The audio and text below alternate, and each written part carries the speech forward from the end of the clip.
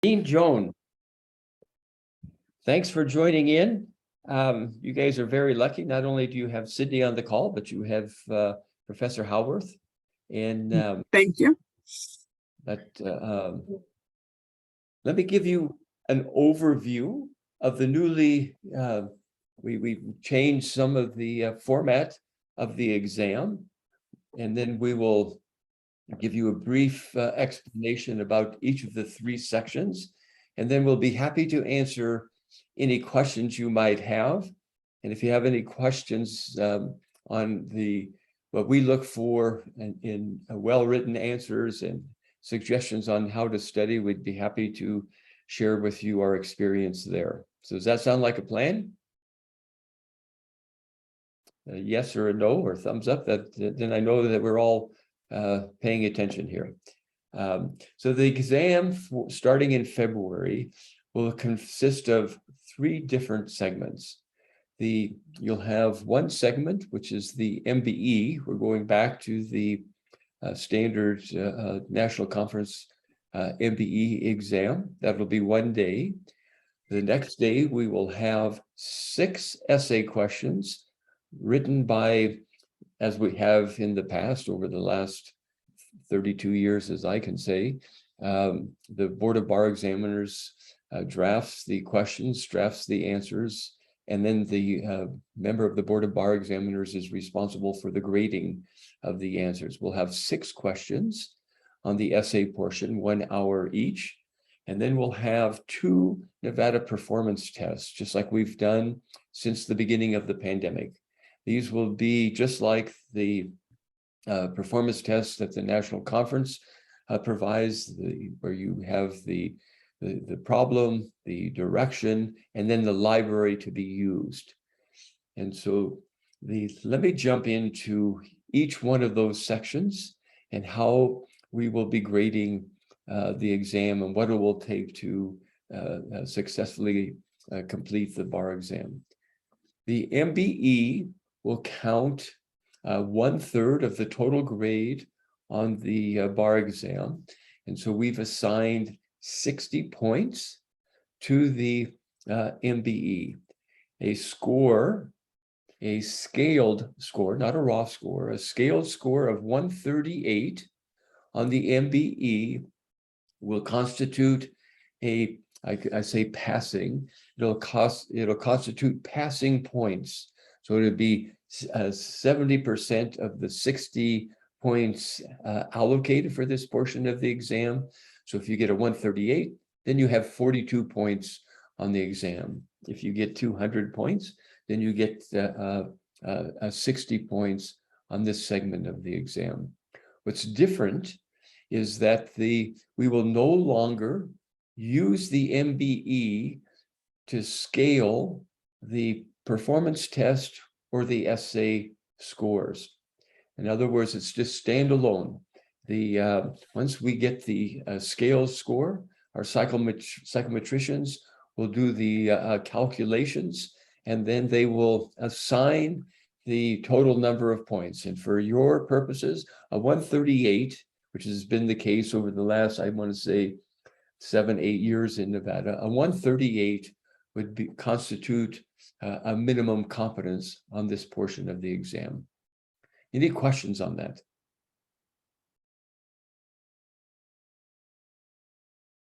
No? Simple. The second portion of the exam is the 6 essay questions. You'll have 1 hour each to answer the questions, and each question will be assigned 10 points. In order to successfully complete this portion of the exam, you'll need to get 42 points, or 70% of the 60 points that are allocated. If you got the maximum points for 4 of the 6 questions, that would be 40 points. You'd only need 2 points on the next 2 questions. So it's cumulative. And then the last portion of the exam is the performance test question. And on that portion, we've allocated 30 points to each of the 2 performance test questions. You'll have 2 hours for each of those 2 problems to solve the problem. And the same formula will be used. A 42 on those 2 problems will be considered a passing score. So if you received 30 points on one, you would only need 12 on the second to pass. So are there any questions on the scoring or how the exam will be broken down into these 3 segments?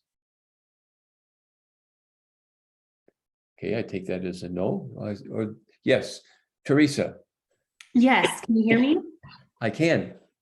Great. Okay, so I wondered, you mentioned that the essay scores were scaled in the past. Yeah, they were scaled to the MBE pre-COVID, pre-pandemic. We didn't use the MBE for most of the exams because they were remote, or there was one in-person exam which we didn't use the MBE. And in the past, what you would do is you would take a range of the Nevada MBE score. So if the high score in Nevada was 180 and the low score was 90, that would be the range that would be used for scaling the essay questions. We're not doing that now. We just will be looking at the performance on the MBE itself. And if you score a 138, you will have the passing points. If you score higher, then you'll get more points that you can use as we add the scores from the other 2 portions of the exam. Thank you. Does that help? Yes, thanks. And so you can do really well on one portion of the exam and not as well on one or the other 2, and it's still possible to achieve a passing score. Passing score for your purposes, again, would be 42 points for each of these 3 portions of the exam, or it would be 126 points in total out of a possible 180 points. So any questions on that?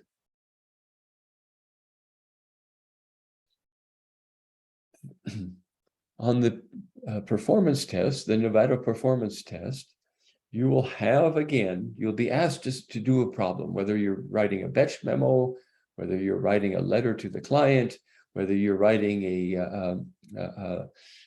draft opinion for the court, anything that a lawyer would be required to do in terms of research, analyzing a problem in writing, that will be clear in the instructions on each of the 2 problems on the performance test. What you'll need to do is you'll need to read very carefully what the problem is asking you to do. If it's asking you to draft a memo, then draft a memo. A memo is from, to, date, subject matter, and then you proceed to draft your memo. The essay questions are pretty straightforward, the same thing that we've done forever here in Nevada, and that doesn't change at all, although we have reduced the number of essay questions from 7 to 6.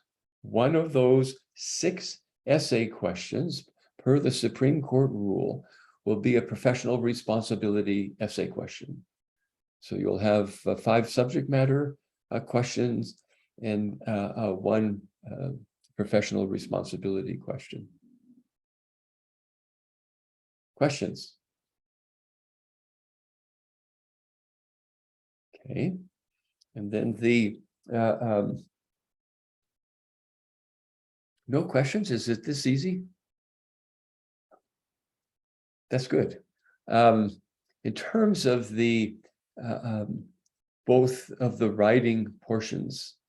What we're looking for is your ability to analyze a legal problem and to be able to write a clear and concise answer to the problem. If it's the essay question, then you solve the problem. If it's the performance test, then if it's drafting a memo, you draft the memo and you go through and you identify what the issues are, you identify what the law is, and then you provide the analysis that's necessary to provide the advice or give the conclusion to your judge or to your senior partner, whatever the case might be. And what we've done, the way the questions are drafted now, the focus is on minimal competence. Did this answer show minimal competence on that particular question? And so if you follow IRAC, if it's one of the essay questions, and you identify what the issue is, it's open book, which is should help you if you've studied, so that you'll be able to state the rule quickly and clearly. And then you need to explain to us how you arrived at the conclusion that you arrived at. It's the analysis that's our focus here. Because of the way we construct our questions, and take a look at our questions on our website, the calls of our questions are fairly specific. You should use those and organize your answer accordingly. But you need to write clearly and concisely, and you need to explain why the rule dictates one result or another with these particular facts.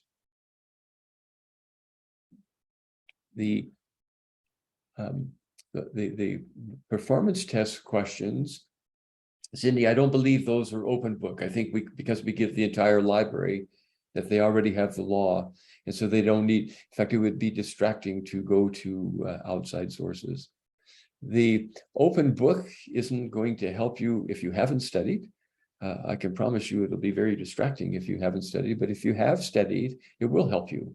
Because if you just simply, if you're panicked or you can't remember what the answer is, you'll be able to use your outline that you've created from class or from the commercial outline. You'll be able to zero in quickly and state what the rule is.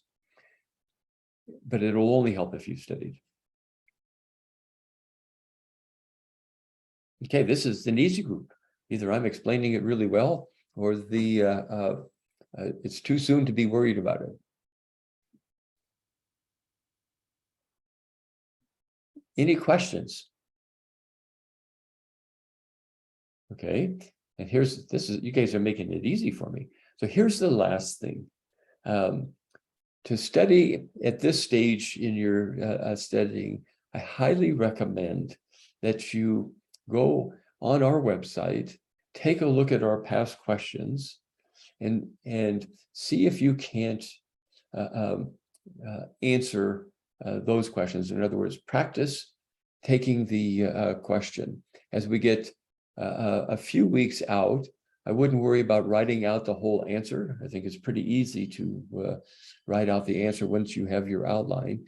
But my suggestion is, on as many questions as you can possibly get, take 15 minutes per question and read it carefully twice, and then construct an outline of the answer, and then use that outline to write out your answer. If you try writing your answer without an outline, then you run the risk that you will get sidetracked on a certain issue, and you might overlook an important issue that's included in the problem.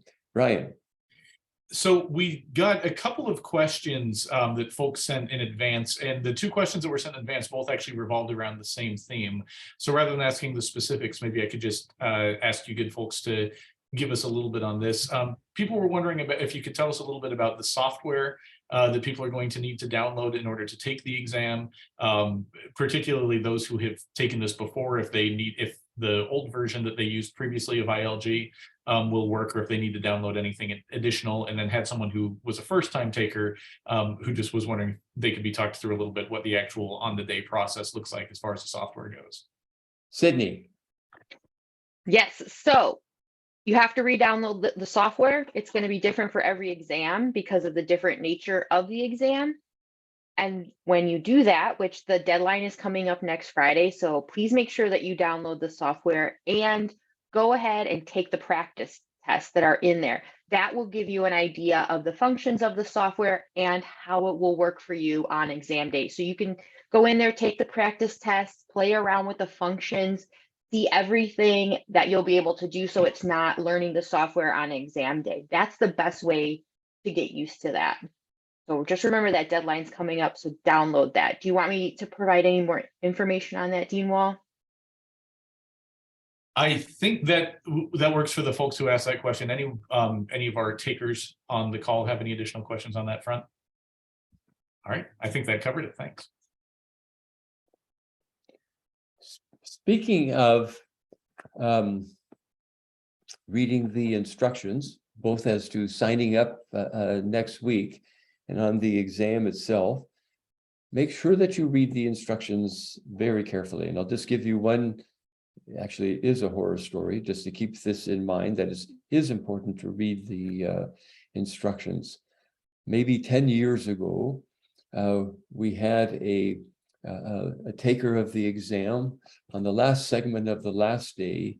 As this person was walking up to hand in the exam, the cell phone in their pocket rang, and my director at the time called me and said, "What do we do?" And I said, "What was the instruction to the examinees for the exam?" And he said the instructions in bold print were no cell phones at any time during the exam. And I said, "That's very simple. We will not grade the exam." So make sure that you read the instructions well in advance. If you have to sign up next week, sign up next week. And I would suggest that well in advance that you make sure that with your computer that you have everything sorted out, so that you just relieve one additional stress that you'll be facing on the bar exam. You don't need any additional areas of stress, so make sure you have all this clear in your mind. If you have questions, then call Sydney. She's sat in Brian's role, and she's now sitting in her new role, which we're very excited about, and she'll be able to walk you through anything you need to know or to do. Joan, any suggestions or tips?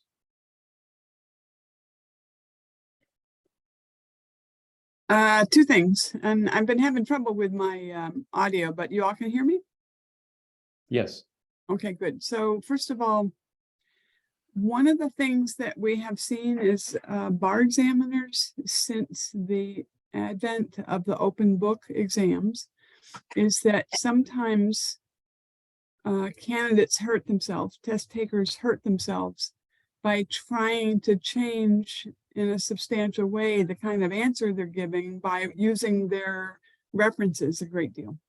You don't have time to do that, and nobody's expecting it. It's instead, it's what Rick said, and that is, it's a backstop in case you have to, if suddenly you have your brain goes dead on something, on a particular rule or a particular formulation of a principle.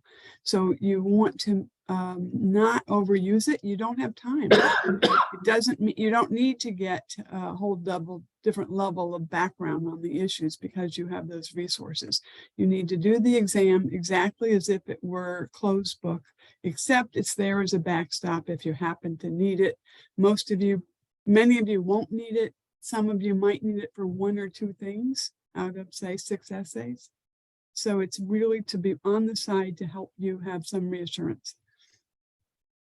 It's a really frustrating thing as a grader to read an essay in which somebody seems to know what they're talking about, but they actually don't get through it because they either use too much time going back and doing a whole lot of background with their open book opportunities, or because they did not do any kind of outline, and therefore they kind of did twice as much as they needed on the issue that they hit, but they didn't hit half the issues.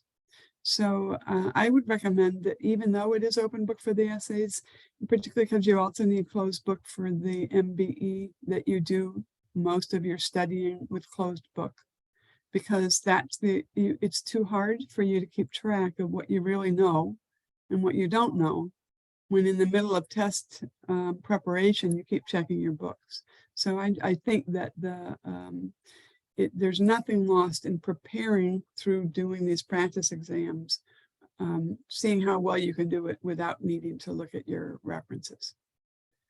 And then the other thing is the outlining is crucial. So for every 1 hour essay, you want to spend at least 10 minutes, 10 or 15 minutes making an outline where you can really think through after reading the question twice, so that when you're actually then using your outline, your brain can go deeper in a sense on each point that you're making, because you don't have to remember if there are 10 or 12 different points you're going to talk about. You don't need to have them all in your brain. Once you've got your outline of those 10 or 12 points, you can concentrate step by step by step by step on each of the points you're making. And that allows you to be more thoughtful and be more lawyer-like, and therefore more successful. So let me give a couple more, one other pointer, maybe 2 pointers, and then I'll explain to you how we grade and the regrade process. When I say write a clear and concise answer, that's what we mean. You don't need to tell us everything you need that you know about torts, especially if it's a criminal law question. Just answer the question, solve the problem, and state the issue, state the rule, and then tell us why, based on these facts, you have reached the results you have. Why does this set of facts dictate the conclusion that you're reaching? And keep in mind my mantra, and it should be your mantra from now on. It's called the 3B principle: be brief, be brilliant, and be gone. You can successfully answer each one of these essays in a couple pages, typed pages.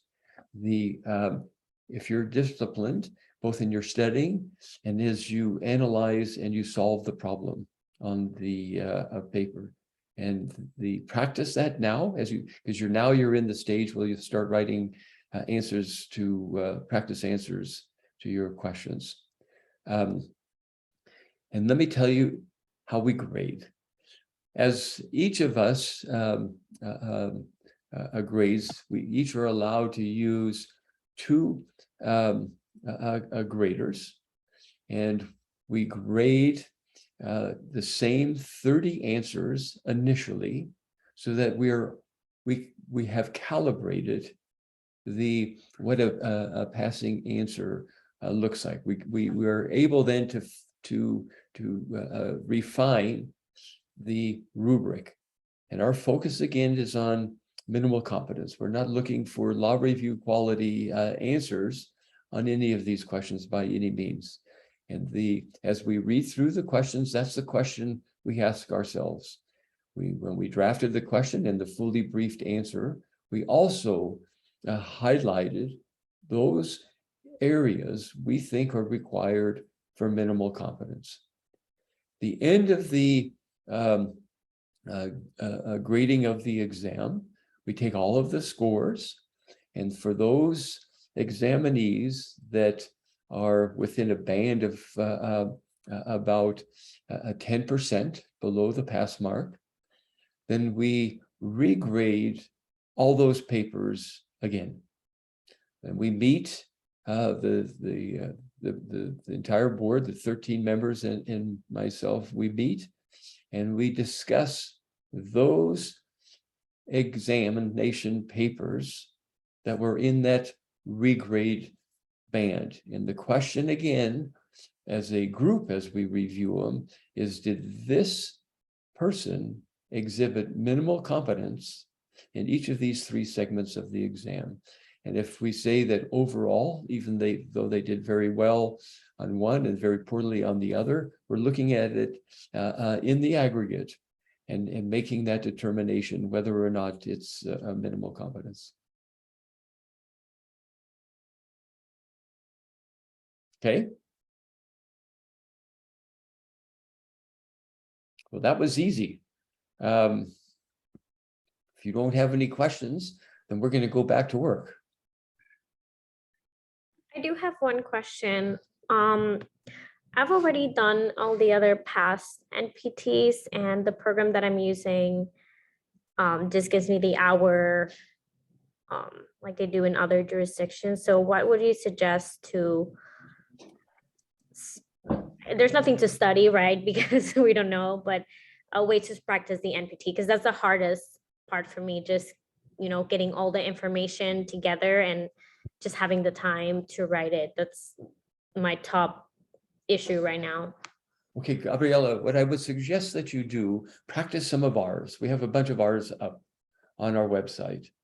So take a look at our performance test questions. We have sample passing answers. They're not the top answer, but they're passing answers on the website. And make sure that you get a sense on what these questions look like. And you have to be very disciplined in the when you're solving these problems. You have 2 hours. So I would give myself so much time to read through all of the materials and take the, make my notations on the materials, and then create my outline, and then go forward and draft the answer. Ours are not terribly different than the MPT questions. I just think they're better. They're better written, and they're focused on Nevada law. And so either we use statutes or case law or both. We're not making things up. And you're right. You don't study for this in the sense to memorize or learn anything other than what you've learned for the exam. We're just testing your ability to do what a lawyer does. Just read through the materials and see if you can't write the memo or write the letter or draft the opposition to the motion, whatever it calls for in the call of the question. But you have to make sure that you discipline yourself so that you give yourself so much time to read through the problem. And these have been put together in such a way that you should be able to read through the materials, do your outlining, and then type out your answer. And the only thing I would add to that, I agree with all of that, but the thing I would add, Gabriella, is to make sure that you use, when you're using the NCBE multi-state practice test to practice for the Nevada practice test, be sure that you only give yourself the 90 minutes that they're giving you, because the time management is really crucial. So you don't want to get used to having an extra half hour from what the test takers thought you needed. So do those MPTs, the multi-state, in the time that they're intended to be. And in general, what most people who you've probably already heard from your course, you're really going to want to have gotten through, have a system. And it doesn't necessarily, the system probably isn't just starting in the beginning and going through, but you have a system, and you're also going to want to be able to start writing, having major outline, having gotten through everything in major outline in about half the time. So for the Nevada performance tests, you want to get to that stage after an hour. For the multi-state performance test, you want to get to that stage after 45 minutes. But aside from that, the process is the same. And the attention to detail and following instructions is the same. And the great thing about the performance test is it really is like what you have to do in practice. So every minute that you spend preparing for performance tests is a minute that you're spending preparing for your success in practice as well. And thank you so much for those answers that clarifies more. I did the one, I can't remember what year, 2020 maybe. And just my question is, I read the whole thing, right? A lot of the cases seem similar, and I'm running out of time. I can't like use all the cases. I'm like, I already have cases that give me enough information, and to get to my point, like, do I need to? No. Okay. Like, okay, that was my question. Cause I'm like, it's impossible. I can't use all of this. It's too much information. Well, that's one of the differences actually, and I don't want to exaggerate the differences, but as Rick said, the multi-state performance tests are manufactured just to be that everything is made up. And in some way, therefore, there can be less extraneous stuff. Whereas on the Nevada, they're actual statutes, they're actual cases that if you wanted to, although why would you, you could go look up after you're done and see they're not, these statutes and these cases were not just manufactured for testing. They're the kinds of things you will look at as a lawyer.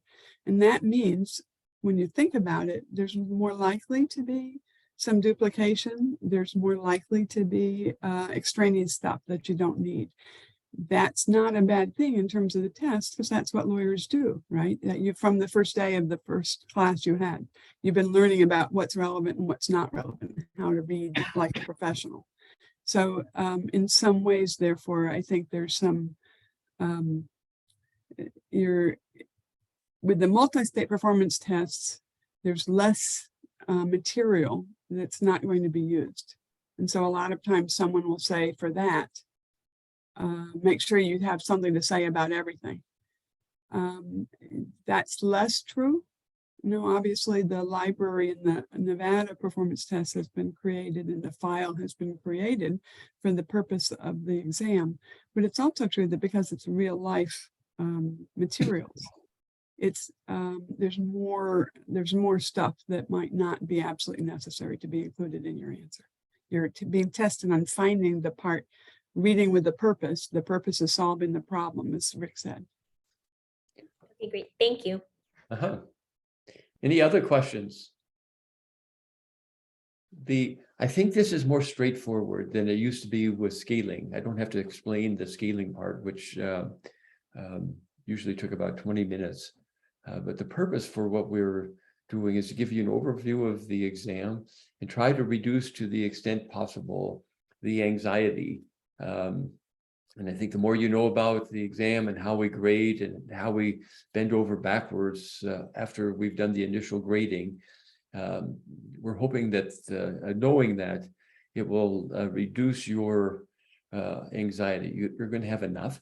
But if you think about this in terms of, okay, this is my job, this is what we got to do, this is how we go about doing it, I think everybody will recognize it's not that big of a deal. It is a big deal, but not that big of a deal. Okay. Good luck, everybody. Well, many thanks to all of you. We'll get this sent out here. And for anyone who came in a little bit late, we'll get this sent out so you can catch anything you missed. Okay. So many thanks to you three for joining us.